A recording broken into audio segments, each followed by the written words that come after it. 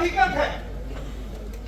वो चाहते हैं कि यहाँ पे किसी तरह जो है ये सिलसिला चले, लेकिन मैंने सोचा कि शुरू में मैं कम से कम मरकज को मौका दूं कि जो उन्होंने हमारे साथ वादा किया वो उस वादे पे कायम रहेंगे।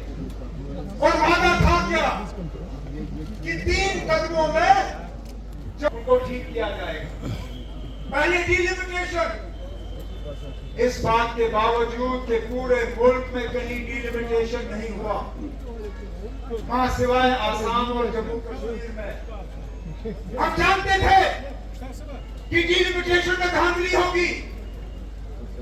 हम जानते थे कि डिलिमिटेशन का मकसद एक पार्टी और उनके दोस्तों की मदद होगी। चलिए कोई बात नहीं, हम ये जहर का कतरा भी पी लेंगे। कितनी धांधली हुई उसका अंदाजा आप इस बात से कर सकते हैं कि जम्मू कश्मीर 6 बीजेपी को और सिर्फ 1 नेशनल कॉन्फ्रेंस ने जीती।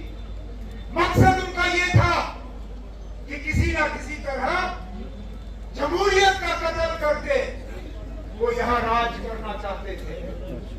लेकिन जम्मू कश्मीर के लोग उनसे कहीं गुना समझदार निकले। उनकी ये साजिश चली नहीं।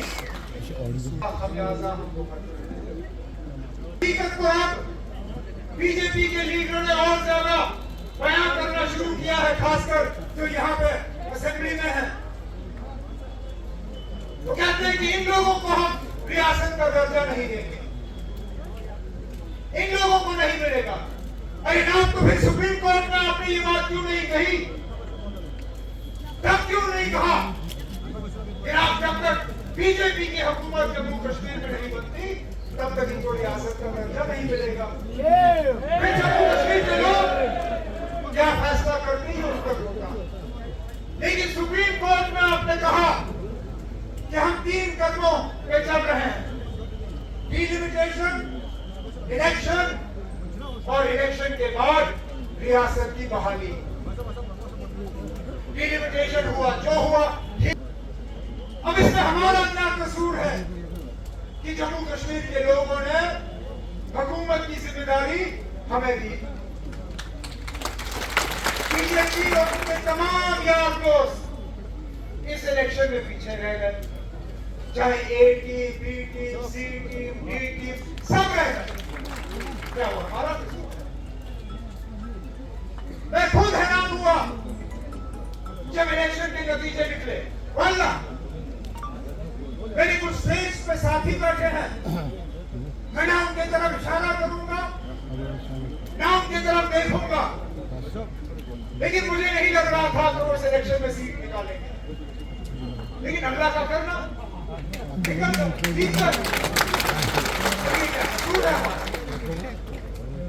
लेकिन हमारी कामयाबी को अब जम्मू कश्मीर के लोगों के लिए एक सजा के तौर पे नहीं। क्यों? अगर आप उस हुकूमत को काम करने नहीं दोगे क्या फायदा? फिर नहीं करने थे इलेक्शन। अगर राजभवन से ही जम्मू कश्मीर को चलाना था, अगर राजभवन में ही सारे फैसले करवाने थे, अगर राजभवन के जरिए ही लोगों को काम करना था, मुलाजमों को डिसमिस करना था, बुलडोजर चलाने थे, बाकी तमाम ये चीजें करनी थी, तो हमें क्यों सामने लाया? फिर क्या देंगे उसी वक्त? जनाब आइए, लेकिन हम आपके हाथ आपके पीठ के पीछे बांधेंगे। हम वो अफसर आपको देंगे जो आपके फैसलों पे अमल नहीं करेंगे। अरे ये हमारा जिगर है, ये हमारी समर है कि तब भी शुरू कर रहे हैं।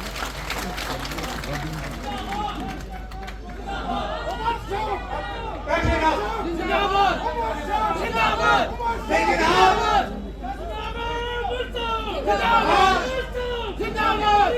जाने अनजाने सोचे समझे तो या इसी तरह पैगाम दिया जा रहा है कि बिना एहतजाज किए हमें कुछ नहीं मिलेगा। हम अपना हाल और लद्दाख का हाल देखते हैं और फिर हम सवाल उठाने पर मजबूर होते हैं कि बताइए,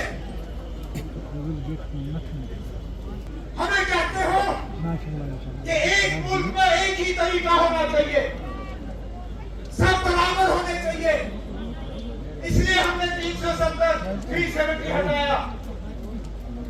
लेकिन लद्दाख को आप कहते हो आओ हमारे साथ बात करो, हम 371 देंगे आपको। हम जनाब रियासत मांगते हैं और यही बीजेपी वाले जो लद्दाख को 371 देने के लिए तैयार है, हमें कहते हैं आपको रियासत भी नहीं मिलेगी। हम कहते हैं कि कम से कम जिन अफसरों के साथ हमें काम करना है उन अफसरों को लगाने की इजाजत हमें होनी चाहिए। आप वो इजाजत हमें देते नहीं हो।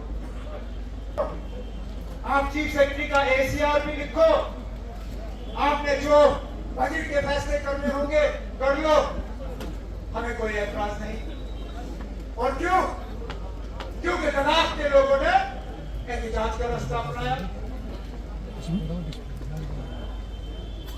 अगर यही आपका पैगाम है, क्योंकि ऐसा नहीं है कि रियासत के मामले पर मैं खामोश रहा।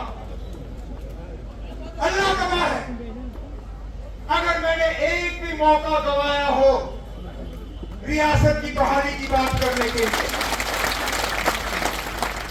वज़ीर-ए-आज़म सलमान आए, मैंने अपने तरीके से वहां रियासत की बात की। वज़ीर-ए-आज़म कटरा आए, मैंने वहां रियासत की बात की। उचित समय पे होगा, सही मौके पे